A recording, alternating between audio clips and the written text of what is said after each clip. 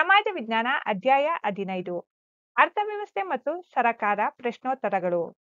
ಈ ಕೆಳಗಿನ ವಾಕ್ಯಗಳಲ್ಲಿ ಖಾಲಿ ಬಿಟ್ಟಿರುವ ಜಾಗಗಳನ್ನು ಭರ್ತಿ ಮಾಡಿರಿ. 1. 20ನೇ ಶತಮಾನದಲ್ಲಿ ಸರಕಾರಗಳು ಆರ್ಥಿಕಾಭಿವೃದ್ಧಿಯ ತಂತ್ರವಾಗಿ ಡ್ಯಾಶ್ ಜಾರಿಗೆ ತಂದವು.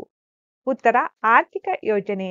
2. ಭಾರತದಲ್ಲಿ ಪಂಚವಾರ್ಷಿಕ ಯೋಜನೆಗಳನ್ನು ರೂಪಿಸುವ ಸಂಸ್ಥೆ ಡ್ಯಾಶ್. ಉತ್ತರ ರಾಷ್ಟ್ರೀಯ ಯೋಜನಾ ಆಯೋಗ.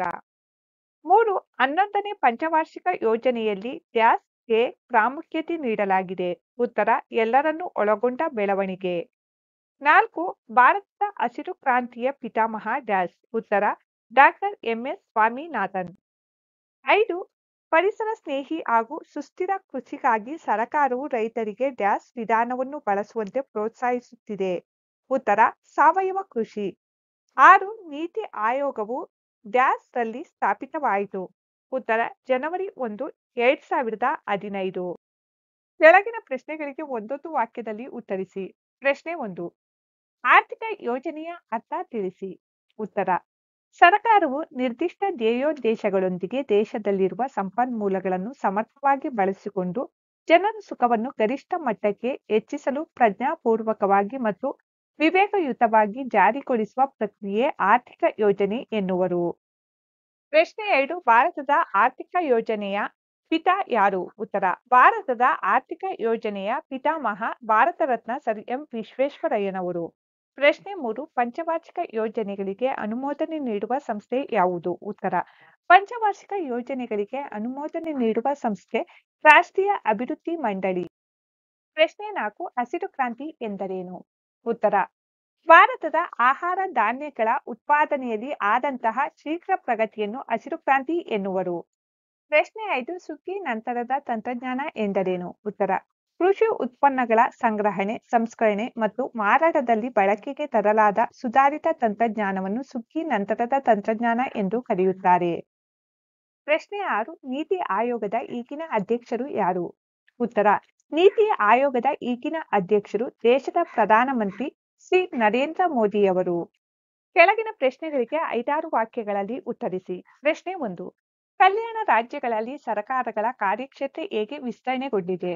ಉತ್ತರ ಪ್ರಜೆಗಳ ಸಮಸ್ಯೆ ಬಗೆಹರಿಸುವಲ್ಲಿ ಸರ್ಕಾರದ ಮಧ್ಯಪ್ರವೇಶ.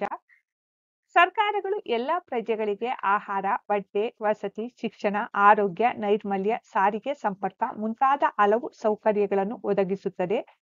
ಸರ್ಕಾರವು ಆರ್ಥಿಕ ಸ್ಥಿರತೆ ಬಯಸುತ್ತದೆ. ಸರ್ಕಾರವು ಆರ್ಥಿಕ ಅಸಮಾನತೆ ನಿವಾರಣೆಗೆ ಪ್ರಯತ್ನಿಸುತ್ತದೆ. ಸರ್ಕಾರವು ಬಡತನ ನಿರ್ಮೂಲನೆಗೆ ಪ್ರಯತ್ನಿಸುತ್ತಿದೆ.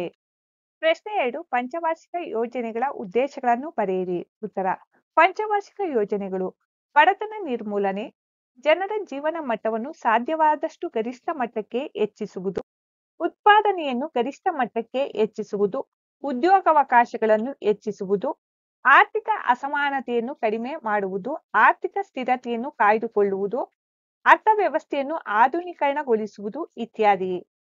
ಪ್ರಶ್ನೆ 3. ಪಂಚವಾರ್ಷಿಕ ಯೋಜನೆಗಳ ಸಾಧನೆಗಳನ್ನು ಪಟ್ಟಿ ಮಾಡಿರಿ. ಉತ್ತರ ಕೈಗಾರಿಕೆ ಮತ್ತು ಸೇವಾ ವಲಯಗಳ ವಿಸ್ತರಣೆಯಿಂದ ಉದ್ಯೋಗಾವಕಾಶಗಳು ಹೆಚ್ಚಿವೆ. ಬಡತನ ನಿರ್ಮೂಲನೆ ಹಾಗೂ ಉದ್ಯೋಗ ಸೃಷ್ಟಿ, ರಾಷ್ಟ್ರೀಯ ಆದಾಯ ಹೆಚ್ಚಳ, ತಲಾ ಆದಾಯ ಹೆಚ್ಚಳ. ವಿಜ್ಞಾನ ಮತ್ತು ತಂತ್ರಜ್ಞಾನ ಕ್ಷೇತ್ರದಲ್ಲಿ ಪ್ರಗತಿ. ಕೃಷಿ, ಕೈಗಾರಿಕೆ ಮತ್ತು ಸೇವಾ ವಲಯಗಳಲ್ಲಿ ಆಧುನಿಕ ತಂತ್ರಜ್ಞಾನದ ಬಳಕೆ ಹೆಚ್ಚುತ್ತಿದೆ. ರಫ್ತು ಪ್ರಮಾಣ ಅಗಾಧವಾಗಿ ಹೆಚ್ಚಿದೆ. ಜನರ ನಿರೀಕ್ಷಿತ ಜೀವಿತಾವಧಿ ಮತ್ತು ಸಾಕ್ಷರತಾ ಪ್ರಮಾಣ ಹೆಚ್ಚಿದೆ. ಇನ್ನು ಮುಂತಾದ ಯೋಜನೆಗಳು ಪಂಚವಾರ್ಷಿಕ ಯೋಜನೆಗಳ ಸಾಧನೆಗಳಾಗಿವೆ. ಪ್ರಶ್ನೆ 4. ಹಸಿರು ಕ್ರಾಂತಿಗೆ ಪ್ರೇರಣೆಯಾದ ಅಂಶಗಳ್ಯಾವುವು? ಉತ್ತರ ಹೆಚ್ಚು ಇಳುವರಿ ಬೀಜಗಳ ಬಳಕೆ. ಜರ್ಮನಿಯ ಕೃಷಿ ವಿಜ್ಞಾನಿ ಡಾಕ್ಟರ್ ನಾರ್ಮನ್ ಬೋರ್ಲಾಗ್ ಅವರ ಪ್ರಯತ್ನದ ಫಲ. ಮೆಕ್ಸಿಕೋ ಮತ್ತು ತೈವಾನ್ ದೇಶಗಳು ಗೋಧಿಯ ಉತ್ಪಾದನೆಯಲ್ಲಿ ಅತಿ ಹೆಚ್ಚಿನ ಪ್ರಗತಿಯನ್ನು ಸಾಧಿಸಿದ್ದು. ಭಾರತದಲ್ಲಿ ಸಂಭವಿಸಿದ ಭೀಕರ ಬರಗಾಲ.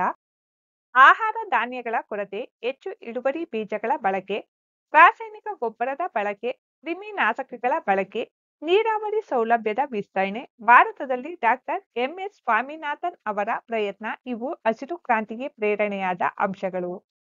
ಪ್ರಶ್ನೆ 5. ಕೃಷಿ ವಲಯವು ಎದುರಿಸುತ್ತಿರುವ ಸಮಸ್ಯೆಗಳಿಗೆ ಪರಿಹಾರಗಳೇನು? ಉತ್ತರ ಸಾವಯವ ಕೃಷಿ ವಿಧಾನಕ್ಕೆ ಪ್ರೋತ್ಸಾಹ, ಜೈವಿಕ ಗೊಬ್ಬರ ಬಳಕೆ, ಜೈವಿಕ ಕ್ರಿಮಿನಾಶಕಗಳ ಬಳಕೆ, ಕೃಷಿ ವಲಯದಲ್ಲಿ ಪರಿಸರ ಸ್ನೇಹಿ ಹಾಗೂ ಸುಸ್ಥಿರ ಕೃಷಿ ತಂತ್ರಜ್ಞಾನ ಬಳಕೆ, ಕೃಷಿ ಮಾರುಕಟ್ಟೆಗಳ ಸುಧಾರಣೆ ಮಾಡುವುದು ಇನ್ನು ಮುಂತಾದವು ಕೃಷಿ ವಲಯವು ಎದುರಿಸುತ್ತಿರುವ ಸಮಸ್ಯೆಗಳಿಗೆ ಪರಿಹಾರಗಳು.